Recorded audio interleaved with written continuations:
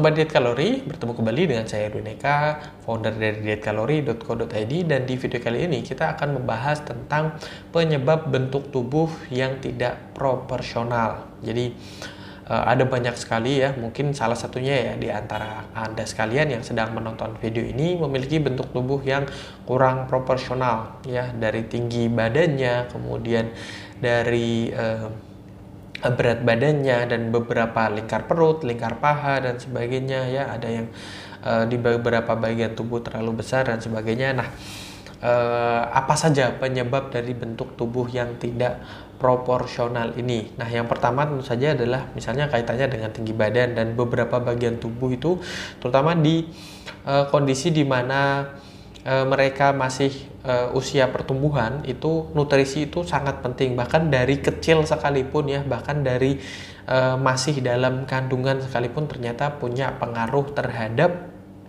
pertumbuhan seseorang begitu ya. Di saat ini juga masih sangat digalakkan tentang tindakan preventif untuk mencegah stunting ya, gagal tumbuh ya, termasuk dalamnya kan tidak proporsional dalam hal kaitannya dengan tinggi badan seperti itu. Jadi harus dicukupi ya kebutuhan kalsiumnya, kebutuhan proteinnya, mengkonsumsi makanan-makanan bergizi, daging, sayur, ikan, susu, dan sebagainya. Itu harus benar-benar diperhatikan. Jadi kecukupan gizi yang didapati dari makanan atau minuman itu harus dicukupi, terutama di usia muda, di usia pertumbuhan seperti itu. Terus kemudian kaitannya dengan misalnya berat badan tentu saja penyebab bentuk tubuhnya adalah kondisi di mana kalori yang masuk melalui makanan atau minuman lebih banyak daripada kalori yang keluar melalui aktivitas fisik yang dijalani. Jadi makannya tidak terkontrol, jumlah kalorinya berlebihan dan sebagainya, terlalu banyak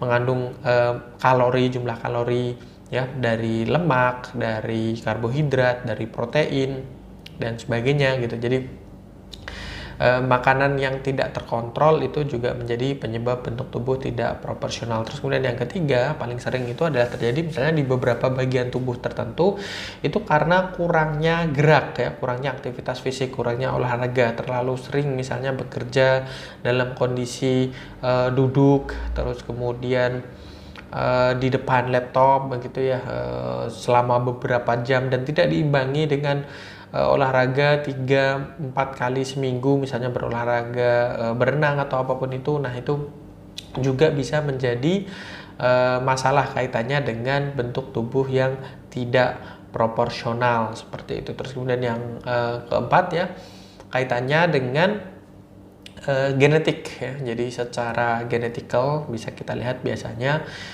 seseorang dengan riwayat yang dari keluarganya yang mungkin bentuk tubuhnya akan punya andil dalam membentuk bentuk tubuh ini di usia pertumbuhan dan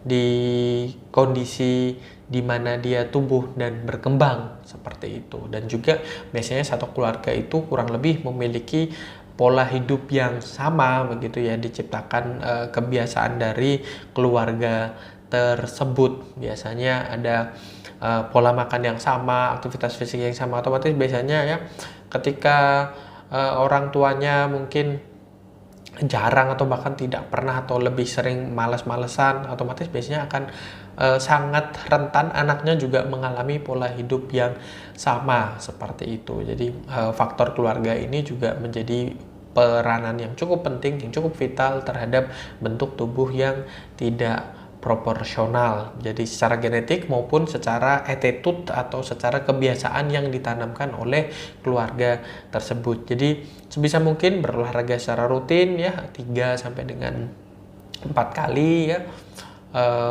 antara minimal 30 menit per sesinya sampai dengan 1 jam ya, disesuaikan dengan kemampuan. Terus kemudian ya mengkonsumsi air putih yang cukup, memperbaiki pola makan ya, untuk perbaiki bentuk postur tubuh itu dengan memperbanyak sayur dan buah, makan makanan yang mengandung serat, makan makanan yang tinggi nutrisi atau tinggi gizi, mengandung nutrisi, vitamin, mineral ya, tapi rendah secara kalori. Artinya tidak disajikan dengan makanan-makanan yang berlemak, digoreng, mengandung minyak, mengandung santan dan sebagainya, seperti itu.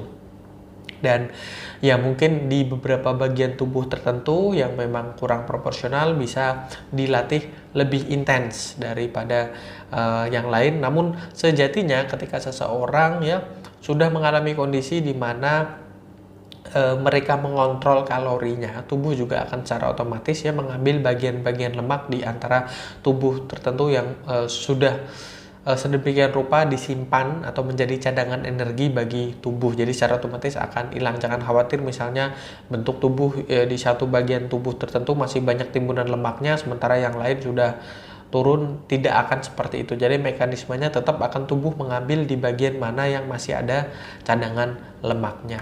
Gitu ya, semoga bermanfaat. Jangan lupa like, comment, dan share, serta subscribe bagi yang belum subscribe, dan follow sosial media kami yang ada di bawah ini.